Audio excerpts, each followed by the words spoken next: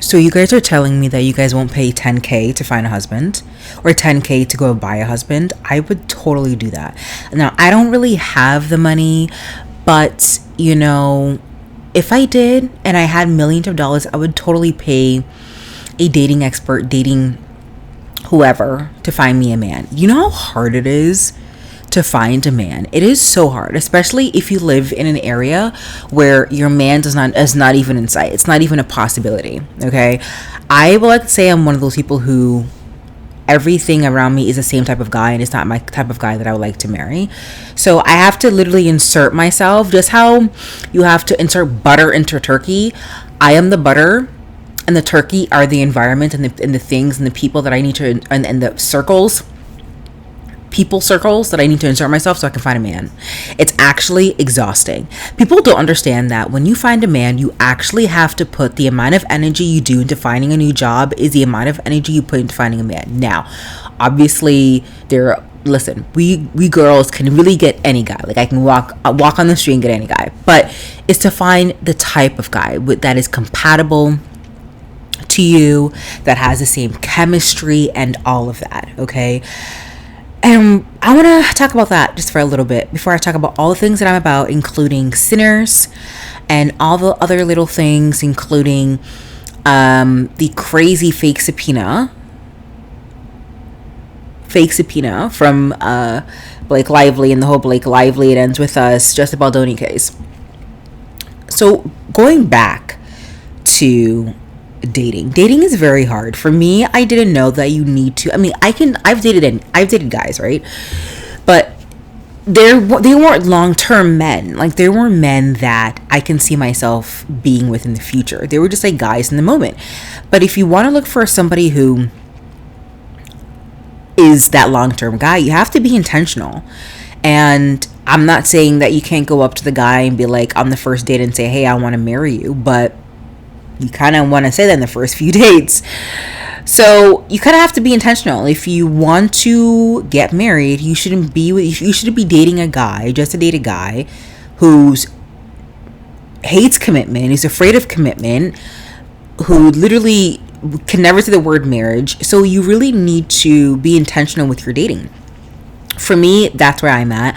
A lot of people cannot comprehend that I am an intentional dater because they don't see me talking about guys, and I'm the type of person, like, I naturally decenter men in my life. Like, I'm a serial single person. Like, I've been single for such a long time, but I've dated spurts like here and there. And people literally can't comprehend how I can be single and thriving and happy and content in my singlehood. And I would like to say, those people who can't understand, you should stay away from those people. Stay away from every single person who tells you that you are sad, or you must be craving a guy, or how can you do it if you are single and intentionally dating. You should have friends around you who are pumping you up, telling you that to continue the work that you're doing. You should have friends who are giving you strategies and how to giving you tips and tricks and skills on how to hone in your strategy on being intentional. You shouldn't have friends or people or family around you who are telling you you must be lonely, you just don't get it because you haven't been dating. Those people, you should stay away from them. I have a sister who does this quite often. Like, she is very much a lover's girl. Like, if she's in a relationship, she wants more of that relationship. If she's out of the relationship, she craves to be in it. And I keep telling her that is not how to be single. But it's definitely how to find a man, for sure. If you're constantly craving a guy, you will eventually be with a man. But is it a man with quality and substance and longevity and you know what I mean? So, and sustainability. So it's just, these are the things you kind of have to think about. And like I said, and if I had millions of dollars or enough money where 10K would mean like I'm just paying for a $5 coffee, then I would totally spend 10K on a dating coach who can help me find a man who is secure with himself, who is whole, and who's willing to live life with another person and add value to that person's life, and who is a good human being, same moral, same compass, family man, like all of those things, right? And then you have to add in religion and then lifestyle. And so I do agree that it's important to definitely have a high standard, but also to understand to try to meet people where they are, especially if they're compatible and they have chemistry with you. So dating is hard. Dating in these streets, the type of men that I found in these streets are either one who are super sassy, like they want me to court them. Number two, who are super needy, like they need me to contact them like every five times a day. That is not me. You would not find me doing that. Go find another girl. Number three, a love bomber. A guy who would love bomb you. Like I've had a guy who literally told me on a FaceTime, I met a guy on a dating app, told me on FaceTime that he wants to marry me. I'm like, bro, you're not gonna marry me then. I want to make it very clear, you're not marrying me. What sane person tells a person that they want to marry them after meeting them?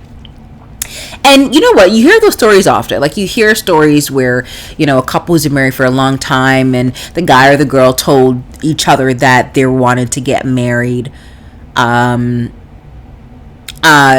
one of the first few dates of them dating before they got married, right? And it's charming and it's cute, but when it actually happens to you, it sounds crazy. Like it really sounds crazy. You don't even know me. You don't even know who I am at my core. Why would you turn to me and look at me and say you want to marry me? Like, you don't even know me. I've known you for less than 24 hours. Like, it's just so crazy. So it's a love bomber. And then you have like the guy who's like dating many girls, or the guy who's like in and out of things. Like you can't really catch. You can't even like try to call them. You can't even try and like text them. Like they take like days to text you. And if that's the case, that guy's not really into you. I really am a firm believer of if he's into you, he would chase you. He would go after you. He would do whatever you want to make you happy. I'm a firm believer in that because why? It happens. It happens. It happened to me. It happens. It just didn't work out. There are a lot of like guys in the moment, but not guys for the future. You know what I mean? So I don't know why people like are so up in arms over this like 10K thing. I would totally do it. And I think the dating coach is called Anwar. Anwar gives great advice. Sometimes I kind of like sneak into his lives, like sneakily. I'll be like, hey, how you there? My name is MJ. I'll be like taking notes like this. With one eye, like yes. Like some of his tips really do work. Like for instance, like when you swipe on the dating apps, you have to swipe like 200 of them. For like every one guy is like 200 swipes in the dating app. There's one thing about me, I hate the dating apps. But then again, when I'm in the wild, I don't like to approach men. Apparently the men in my generation don't like approaching girls anymore, so there's that. It depends. Like I feel like in Canada the men don't really approach girls. In America the men approach girls. The men chase after the girls on the streets, and I like that type of guys. I like that. I want a man. Yes, I want a man to like slowly turn me around and be like, "Can I have your number?" Instead I have to do acrobats in front of the Toronto mans in Canada just so I can get their attention. And that's not me, right? So there's a lot push and pull. It's a lot of work. Like if you really want to find a husband, not just a man, a husband, like boyfriend material, you have to put in the works. And it's like getting a job. So I think people are now understanding that sometimes it's either you put in a part-time job to find a man, or you give out your 10K. Like it's really, I just don't get it. So I would be like, I plan to be a millionaire soon, God willing. And when I do 10K of my money will go to Anwar so he can give me a husband. Before we go into some of the other things, some little things before we get into sinners. Tate McRae, I think it's really good to have expectations and benchmarks for new upcoming artists. That's a good thing. That means that we want more from you. We like you. We want more from you. So a lot of her community and others are looking at Tate McRae as somebody who can really go and out. She's very, like, she's multi-skilled. She can dance, sing, play instruments. She can do all these things, right? But I think she hasn't been able to break into the mainstream. And I did this TikTok And the TikTok went viral where I said, listen, Tate McRae is great, but she hasn't proven herself to break into the mainstream for whatever that reason could be. It could be because her sound is not different enough. You're not connected to her music. She dips in and out of genres like you dip your pretzel into chocolate. It's just too much. You know what I mean? Like, sometimes I do feel record labels should stop pushing an artist and tell an artist to just sit back and relax. Hoosa! Like, I don't think Doechii would be where she is if she didn't understand who she is as an artist and who the person, like, how she can become the person that she needs to be. You know what I mean? And so I really do think, in my humblest opinion, that she really needs to stop putting out music, putting out albums. I think she did 3 albums in 3 years, which is insane. And people are comparing her to Tate McRae. To Tyla. Make me sweat, make me hotter. You know, that one-hit wonder. And so I truly believe that Tyla and Tate should collab. Now, you know, the internet broke on Tate McRae collabing with something with a country artist. Apparently he's like racist or something, Morgan Wallen. And so I don't know Morgan Wallen, I don't know his music, but it doesn't make sense for her, she's not really a pop artist, to kind of go into Morgan Wallen and collab as a new artist, who hasn't really found her identity. It would make sense for her to collab with somebody like Tyla. So I did a video. The video went viral on TikTok where I saw a collab song that hasn't been released on TikTok. Somebody put out, it wasn't me, but I just, stitched it. And I listened to the song and it's incredible. I think Tate McRae and Tyla are very similar in the sense that they rise to fame really quickly around the same time, right, in the pandemic. Tate McRae more recently, and Tyla more like 2 years ago, right? So around the same time, Tate McRae and Tyla are both very big online. Like, everybody knows them online. If you're on TikTok, if you're on Instagram, if you're on YouTube, you know Tate McRae. But if in real life, people don't really know her. Same thing with Tyla. Now, Tyla is a bit more mainstream. Everybody really knows her because of the gigs that she pulls, and she got a Grammy, she got all these things. So a lot of people know her now. But at the time now where Tate McRae is right now, nobody knew Tyla. So it makes sense for Tyla and Tate, they both are in the pop genre, to collab and then do something in which where, Tyla would kind of introduce her audience to Tate McRae, and then that it can, open up that mainstream gate. And it just made sense. I listened to the song, it's incredible. You find me on, TikTok, Attainable Beauty. So you can find me there. And it just makes sense. So I think it's, and the fact that, again, I don't think Tate McRae is Britney Spears. I think she has a long way to go to become Britney Spears, but she has potential. I see the sliver of potential.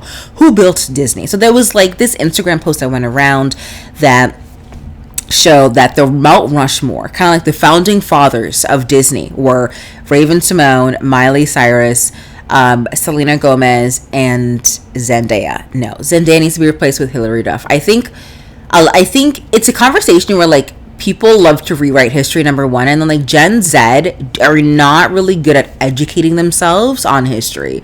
So I will fight you to the death for Hilary Duff. I am a massive fan of Hilary Duff. The Metamorphosis album, I literally have the physical CD underneath my bed. I am a huge fan of Hilary Duff. And Hilary Duff did so much for our culture. Okay. Not only you have Lizzie McGuire, you have the 3 Lizzie McGuire movies. I think it was 2 or 3. And then you have the Metamorphosis album. One of the songs became the song of one of the famous MTV shows on the planet. Sweet 16, I wanna spread my wings. Sweet 16, it's my chance to shine. It's my chance to shine. Sweet 16, so much more than life. Sweet 16. That was Hilary Duff. So I don't know how Zendaya really built Disney, but Zendaya is an incredible actor, is an incredible singer. But did she build Disney? No. That was so insulting. That video also went viral. So that was something I do want to say. So it's guys, y'all, I really do feel bad for Gen Z and Generation A, because it's like, bro, y'all will never have prime Disney. We had That's So Raven, we had Even Stevens, we had Cody, Zach Life, oh my god, Life on Deck, not Life on Deck, but Zach and Cody, whatever. Lizzie McGuire, we had Selena Gomez's TV show with Slave Waverly Places, we got the famous Hannah Montana. Like, all of these help grew the millennial generation. I really do feel bad for y'all who don't have that. I really do. Hope you guys can find that. I don't know what that equivalence is in 2025, because I'm not seeing anything. I ain't gonna hold you. I'm not seeing nada for y'all. And it's kind of sad. And blame Disney for that. But I will be introducing my kids to all of those shows you just mentioned, especially Raven Simone. Raven Simone, That's So Raven, literally built me and inspired my entire life. Okay, I'll be showing her to all of my kids. Next, we'll be talking about Sinners. Now, if you haven't watched Sinners, I'll be watching it for the second time this weekend with my friend, and I'm so excited. Sinners, done by Ryan Coogler, is kind of like a drama thriller vampire, but it's not really about vampires. It's really about Black heritage, Black history, Black culture. 1,000 out of 10. Out of 10, 1,000. Like, it's an incredible. It makes you think, move, cry. Like, I cried after the movie. I cried for several reasons, which I got to, but I loved it. I was obsessed with it. And there's so much, like, I don't know what else to say. Like, there's so much to talk about. The music pulled me. Michael B. Jordan can play two characters. I didn't even know that. Haley is an incredible actor. Her accent pulled me. Like, her eyes is incredible. Like, when she said, oh yeah, do you want some? With the spit. Y'all know what I'm talking about. She was sexy too. I'm like, girl, Josh Allen gonna see this too, girl. And then you have all the other characters. Like, I think the Smokes love interest with, oh my god, Umami. That's the Black actor. I forgot. All of them I love. I love the connection to the music. I love the connection to. I'm rushing y'all because I think my phone's about to die. If you know what, that's what I'm filming on. And I think that the connection to music, the connection to the culture, like everything, like all the history, the natives that kind of warned people about what's to come, the spirituality aspect of it. That's what I'm watching. What you watching? This is the what you watching segment. I'm testing it out. So the fact that, you know, Sammy prayed in the lake when he was about to get eaten by the vampire, you know, prayed with him. It's so crazy.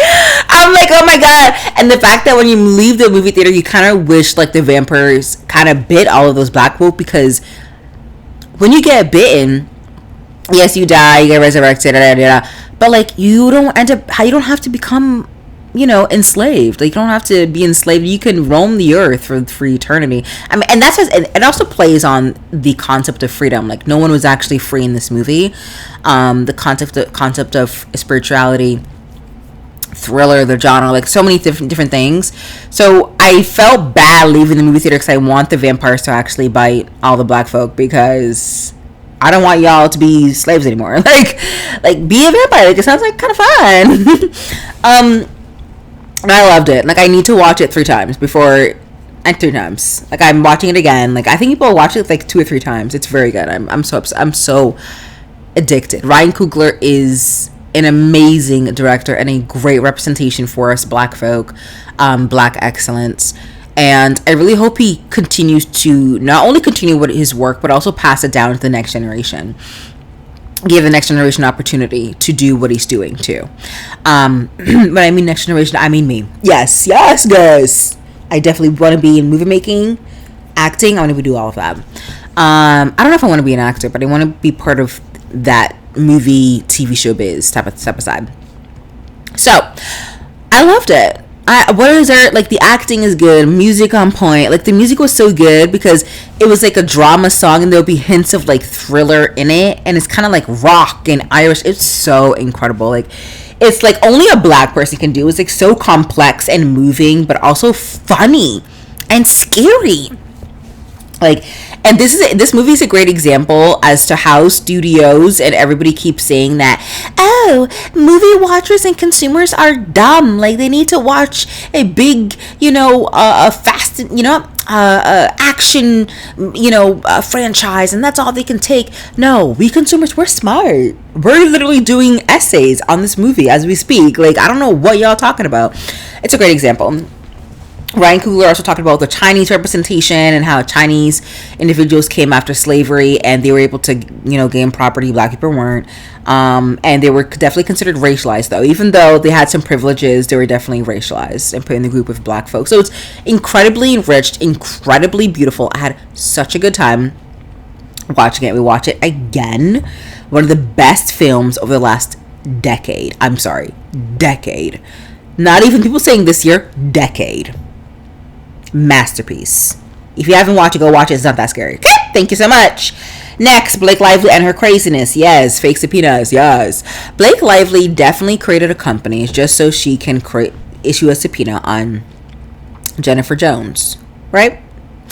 We're at a point with this case where it doesn't even concern sexual harassment. Where is sexual harassment? The sexual harassment is literally hiding. It's hiding somewhere. You literally have to use a forklift to find where the issue of sexual harassment is. We got fake companies, fake subpoenas. We got people doing crazy things. We got Blake Lively, being in a donut shop doing God knows what. You have Ryan recently, and apparently Blake is a titan. I don't know just because she donates $2 million. Apparently, she's a force to be reckoned with. There are type of people who move and don't give a rat patootie of what people think about them. They don't. And that's like somewhat endearing. Like, that's something that we should all in our personal lives do. But for them who like thrives and make money on the support of their community and their trust, not the greatest thing. I ain't gonna hold you. They look crazy. And if I was marketing them, I would totally tell them. Not marketing. If it was part of the marketing team or no, the PR team. Oh my God. Actually, scrap your PR team. Just be quiet. Just stay home. They do things. They don't tell the press what you're doing. You know what I mean? Don't tell the press where you're going on vacation. Don't telling us what you're doing, because at this point, y'all look crazy. And y'all know I'm waiting for Brian Friedman to release the amended complaint. A lot of what's happening now are motions and counterclaims. Nothing of substance that is worth reporting on. You know what I mean? And I think a lot of people, like Not Actually Golden, Elise is doing it. Bohemian and Diva, they're doing the day-to-day stuff. That's great. I like to do the big stuff. I come in at the end. That's me. Let me all know what you think about everything. Let me know what you think about Sinners. Let me know what you think about paying a man for 10K. Okay, don't forget to subscribe, to like, to comment. I love conversing with y'all. Stay woke and stay healthy, stay safe. This is actually kind of therapeutic. I'm actually so happy I did this. I just haven't had the time lately. I've been really busy. Life's been crazy and hectic. Between you and I'm trying to lose weight. So I'm trying to increase my steps. Oh, I want to sit down. No, let's go for a 1 hour walk. That's what I've been doing these days. So I'm trying to get ready for the summer. Girl's gonna be outside. Hey. And outside means just me being in a patio and drinking a nice drink. That's me being outside, honestly. So I don't like saying stay woke. It's weird, right? Stay healthy and stay safe, and I'll see you guys in the next video. Bye, guys.